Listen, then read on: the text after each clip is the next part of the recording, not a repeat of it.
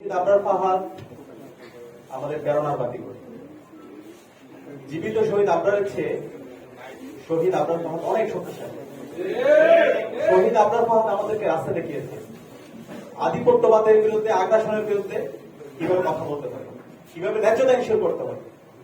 আমরা দেখতে পেয়েছি গত 16 বছরে খুনি হাসিনা যখন ক্ষমতা এসেছিল, এরপর থেকে আমাদের এই ভূখণ্ড, আমাদের এই দেশ ভারতের সাবজেক্ট কলোনির মতো আমরা ছিলাম।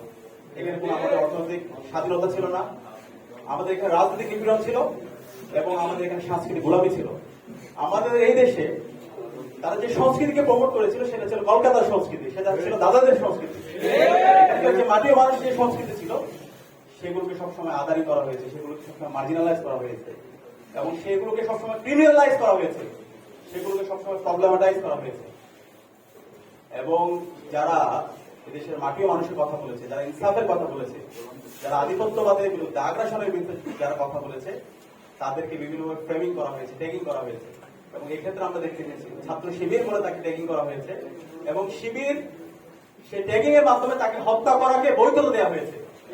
সেই বৈধতা উৎপাদন করা হয়েছিল শাহবাগের মাধ্যমে। এই শাহবাগের বিরুদ্ধে যিনি কথা বলেছেন, যিনি পুরো প্রজন্মকে রাস্তা দেখেছেন, তিনি হচ্ছেন আমাদের শ্রদ্ধাভাজন ডক্টর মাহমুদুর রহমান। আমরা তাকে আন্তরিকভাবে পুরো প্রজন্ম আজীবন আমরা মাহমুদুর রহমান স্যারের যে কন্ট্রিবিউশন সেটা আমরা শ্রদ্ধার সাথে স্মরণ রাখবো। এবং এর সাথে অসংখ্য মানুষ এদেশের মুক্তিকামী ছাত্র জনতা তারা সবসময় লড়াই করেছে।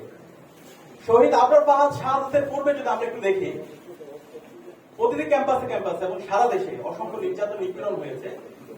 নিপীড়ন করার পরে আপনারা দেখতে পাবেন ক্যাম্পাসে যতগুলো নিউজ হয়েছে সেই সময় সেগুলোকে শিবির সন্দেহে এভাবে হচ্ছে ফ্রেমিং করা হয়েছে।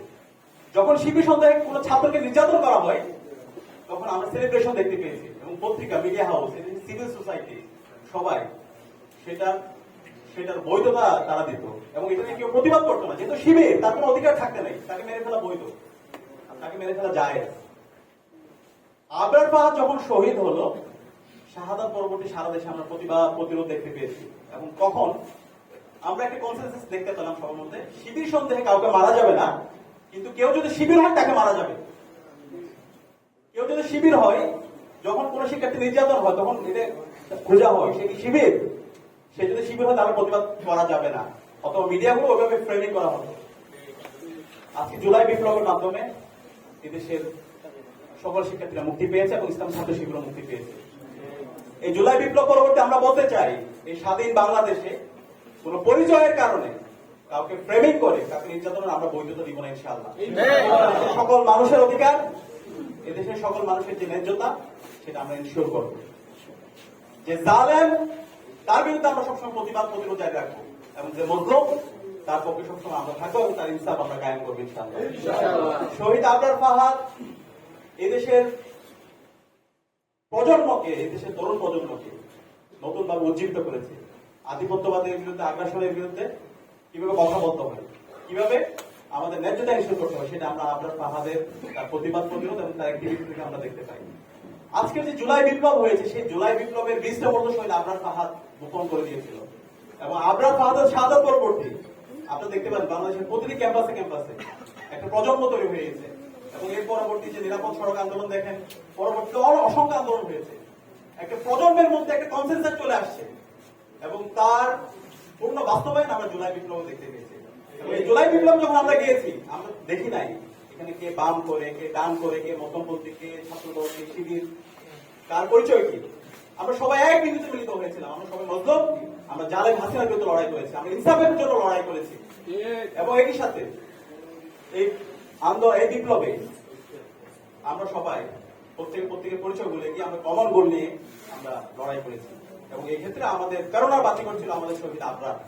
এবং একই সাথে আমরা যদি দেখতে পাই যারা শহীদ হয়েছে, শহীদ আবু সাইদ, শহীদ ওয়াসিম, শহীদ শান্ত, শহীদ আলী রায়হান, সকল শহীদদের আকাঙ্ক্ষা, সকল শহীদের যে স্পিরিট, সেটা আবরার ফাহাদ যে চেতনা লালন করতো, যে আকাঙ্ক্ষা লালন করতো, সে একই আকাঙ্ক্ষা সবাই লালন করতো। আজকে জুলাই বিপ্লব হলো, জুলাই বিপ্লব পরবর্তী 1 বছর পার হলো, শহীদদের যে প্রত্যাশা, শহীদদের যে আকাঙ্ক্ষা, সেই আকাঙ্ক্ষার আলোকে একটি বৈষম্যহীন ইনসাফ ভিত্তিক বাংলাদেশ বিনির্মাণের যে স্বপ্ন, সেই স্বপ্ন এখন পর্যন্ত আমরা বাস্তবায়ন করতে পারি না।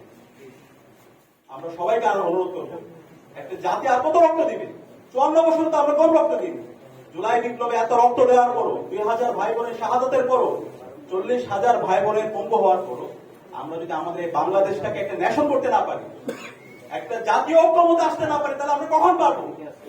সবাইকে অনুরোধ করবো, আমি সারা বাংলাদেশের সকল মুক্তিকামী শিক্ষা ছাত্র জনতাকে, সকল রাজনৈতিক দল, ছাত্র সংগঠন, সকল মানবাধিকার কর্মী, অ্যাক্টিভিস্ট সবাইকে আমি অনুরোধ করবো, এখনই সময় আমাদের জাতীয় ঐক্যমতে আসার। আমাদের ফরেন পলিসি কি হবে সেটা আমাদের এখন একসাথে ঠিক করতে হবে। আমাদের রাজনৈতিক যে প্রতিষ্ঠানগুলো আছে সেই প্রতিষ্ঠানগুলোকে শক্তিশালী করার জন্য আমাদেরকে ঐক্যবদ্ধ হইতে হবে।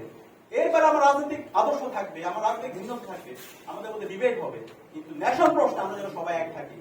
বাংলাদেশ প্রশ্নে যেন আমরা এক থাকি, আমাদের ফরেন পলিসির জায়গায় যেন আমরা এক থাকি, ভারত প্রশ্নে যেন আমরা সবাই এক থাকি, এবং একই সাথে বাংলাদেশের সকল শিক্ষা প্রতিষ্ঠানে শিক্ষার পরিবেশ নিশ্চিত করার প্রশ্নে আমরা যেন এক থাকি।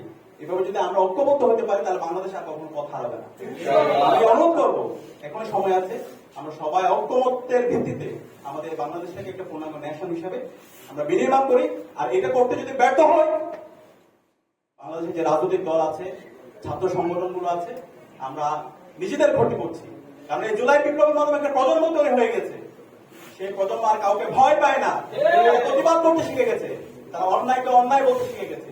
সুতরাং আপনারা যদি তার ব্যর্থ ঘটান, তাহলে শহীদ আবরার, শহীদ আবু সাইদ, শহীদ ওয়াসিম, শহীদ সাদ্দের যে উত্তর শহীদ আছে তারাই দাঁড়িয়ে যাবে, তারাই প্রতিবাদ করবে।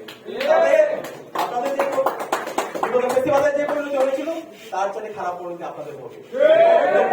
আমরা সবাই ঐক্যবদ্ধ হবে আমাদের এই বাংলাদেশটাকে বিনির্মাণ করি। আর শহীদ আবরারের যে আজকের স্মরণ সভা হচ্ছে সেটা শুধু একদিন, শুধু 7 অক্টোবর করলাম এরকম করলে হবে না। মাহমুদুর রহমান স্যার যে বিষয়টা বলেছেন, আমাদের শহীদ আবরারকে সারা বছরের প্রাসঙ্গিক রাখতে হবে। এবং আমরা কথা দিচ্ছি ডাকসুর উদ্যোগে শহীদ আবরার সহ সকল শহীদদের স্মরণে এবং জুলাইয়ের শহীদদের স্মরণে এবং নতুন বাংলাদেশের স্বপ্ন আকাঙ্ক্ষা নিয়ে আমরা আমাদের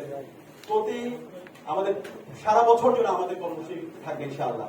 এবং সেই কর্মসূচিতে সবাইকে আহ্বান করবো। আমরা দেখতে পেয়েছি গতকাল আমাদের কর্মসূচি ঘোষণার পর থেকে আমাদের অনেক বন্ধু প্রতীক, আমাদের বড় ভাইরা আমাদেরকে আমাদের ভুলগুলো ধরে দিয়েছেন, আমরা তাদেরকে সাধুবাদ জানাই।